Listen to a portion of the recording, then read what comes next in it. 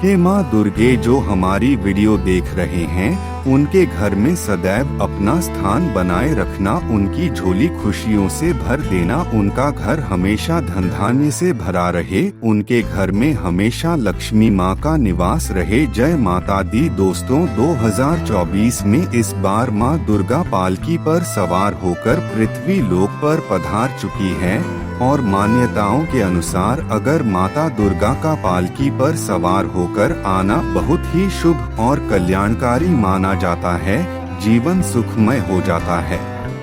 भक्ति का भरपूर लाभ भक्त जनों को मिलता है, दिल में सुकून मिलता है। माता वैष्णव भरपूर आशीर्वाद देती है भक्तों को, उनकी पूजा का भरपूर फल प्राप्त होता है, कई गुना फल प्राप्त होता है। दोस्तों, इस बार नवरात्रि पूरे 9 दिनों तक चलेंगे, यानी 9 दिन मनाई जाएगी नवरात्रि का महापर्व। इस बार 2024 में 3 अक्टूबर दिन गुरुवार से शुरू होकर 11 अक्टूबर दिन शुक्रवार को समाप्त होंगे। दोस्तों, नवरात्रि के दौरान अधिकतर लोग व्रत रखते हैं, किंतु अधिक लोग यह नहीं जानते कि उन्हें क्या खाना चाहिए, क्या नहीं खाना चाहिए, क्या खाने से उनका व्रत सफल होगा और क्या खाने से उनका व्रत खंडित हो जाएगा। चलिए दोस्तों, आज हम बात करेंगे नवरात्रि के दौरान कौन कौन सी सब्जी नहीं खाना चाहिए और कौन कौन सी सब्जी खाना चाहिए और कौन सा फल खाने से व्रत टूट जाता है। आइए जानते हैं नवरात्रि में क्या खाएं और क्या नहीं खाएं और क्या पीना चाहिए और कौन सा फल खाना विशेष और शुभकारी माना गया है। दोस्तों, शास्त्रों में ऐसी मान्यता है कि व्रत को पूर्ण विधि विधान से किया जाना चाहिए, तब आपको व्रत का पूर्ण लाभ फल प्राप्त होता है। अति उत्तम और शीघ्र दीर्घायु वरदान प्राप्त होता है। आपकी सभी मनोकामनाएं शीघ्र मैया रानी पूर्ण करती हैं। ऐसे व्यक्ति मरने के बाद स्वर्ग लोक में जाता है। इसीलिए हर शास्त्र यही कहता है कि सच्चे दिल से अगर आपके मन में ईश्वर के प्रति श्रद्धा हो तो बिन पूजा पाठ के ही सारा फल मिल जाता है। दोस्तों, बात करते हैं कि नवरात्रों के दौरान क्या नहीं खाना चाहिए और क्या नहीं पीना चाहिए और कौन सा फल खाने से व्रत संपूर्ण और सफल हो जाता है। दोस्तों, हमारे चैनल को सब्सक्राइब जरूर करें और इस बेल आइकॉन को दबाना ना भूलें। तो आइए शुरू करते हैं। दोस्तों, चाहे मर जाना भूलकर भी नवरात्रि के दिनों में पानी पूरी कभी मत खाना, क्योंकि इस दिन कभी कभी बीच में शुक्रवार पड़ जाता है और शुक्रवार को माँ संतोषी का वार कहा जाता है। माता संतोषी खट्टी चीज खाने वाले व्यक्ति से क्रोधित रहती है, नाराज रहती है। इसी प्रकार आपको लहसुन, प्याज और कोई भी खट्टी चीज जैसे इमली, नींबू पानी पूरी और खट्टा भी कई चीजों में खट्टा होता है जो व्रत को भंग कर सकता है, पाप लग सकता है। ध्यान पूर्वक अगर आप शुक्रवार को खट्टा नहीं खाते हैं तो माता संतोषी आपको धन धान्य से मालामाल कर देती है, आपके घर में अपना वास बना लेती है। नवरात्रों के दिनों में इन चीजों का त्याग करना चाहिए और व्रत की विधि विधान का पालन करना चाहिए। दोस्तों, नवरात्रि के दिन सेब जरूर खाना चाहिए। शास्त्रों में बताया जाता है कि भगवान के भोग में सेब, केला आदि का प्रयोग जरूर किया जाता है। अगर आपका व्रत है तो आपको सेब जरूर खाना चाहिए, केला, पपीता, तरबूज और मीठे फल जरूर खाना चाहिए। इन फलों से व्रत रखने वाले इंसान को शक्ति मिलती है और व्रत संपूर्ण हो जाता है। शास्त्रों में बताया जाता है कि नवरात्रों के दिनों में सीताफल जरूर खाना चाहिए। सीताफल खाने से 20 ऐसी बीमारियां हैं जो खत्म हो जाती हैं, माना जाता है। नवरात्रों के दिनों में सीताफल का घर में प्रवेश होना बड़ा ही शुभ माना गया है।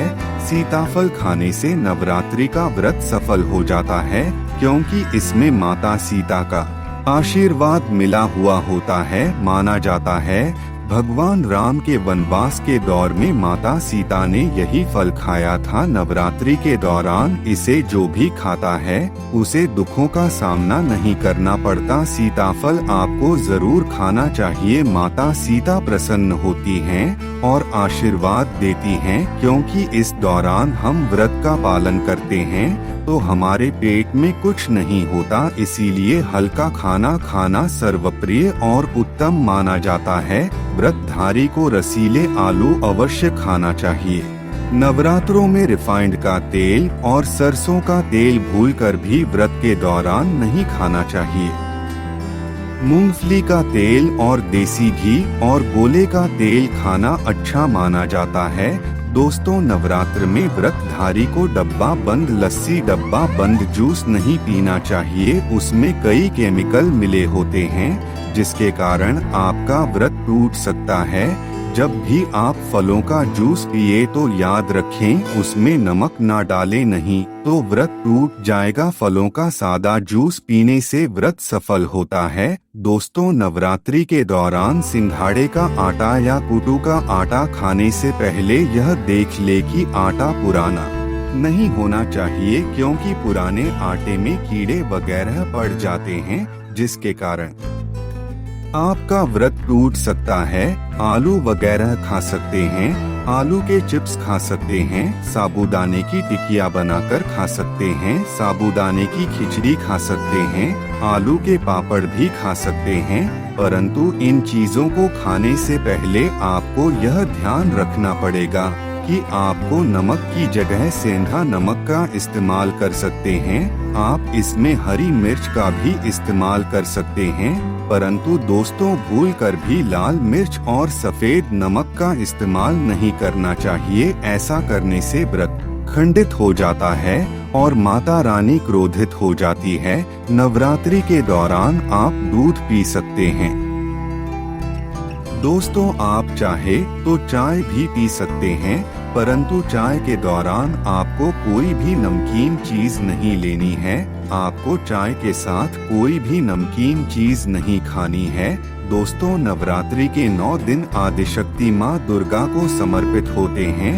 नवरात्रि के 9 दिन माता रानी के 9 अलग अलग स्वरूपों का पूजन किया जाता है। नवरात्रि के 9 दिनों तक माता रानी को अलग अलग स्वरूप के हिसाब से अलग अलग पुष्प, अलग अलग भोग अर्पित किए जाते हैं। साथ ही कुछ ऐसी चीज हैं जो नवरात्रि के दौरान माता रानी को अर्पित नहीं करनी चाहिए, वरना माता रानी क्रोधित हो जाती है और आपको फल की जगह दंड भी दे सकती हैं। तो साथियों, ऐसी कौन सी चीज है हम आपको बताने वाले हैं। जैसे नंबर 1, नवरात्रि के दौरान शादीशुदा महिलाओं को सफेद कपड़े, यह सफेद कपड़े पहनकर पूजा पाठ नहीं करना चाहिए। इससे पूजा व्रत आदि खंडित हो जाते हैं। माता की चौकी जब आप लगाएं तो उसके नीचे कागज नहीं लगाना चाहिए। माता की चौकी हमेशा लाल कपड़ा बिछाकर ही लगानी चाहिए। हमेशा याद रहे, नवरात्रों के इन 9 दिनों तक व्रत को अपना आसन माँ की चौकी के आगे ही लगाना चाहिए और वहीं पर आपको सोना चाहिए। मंदिर को नवरात्रों के दौरान अकेला नहीं छोड़ा जाता, बहुत ही अशुभ माना जाता है। नंबर 2, हिंदू धर्म में नारियल को सुख समृद्धि में वृद्धि करने वाला माना जाता है।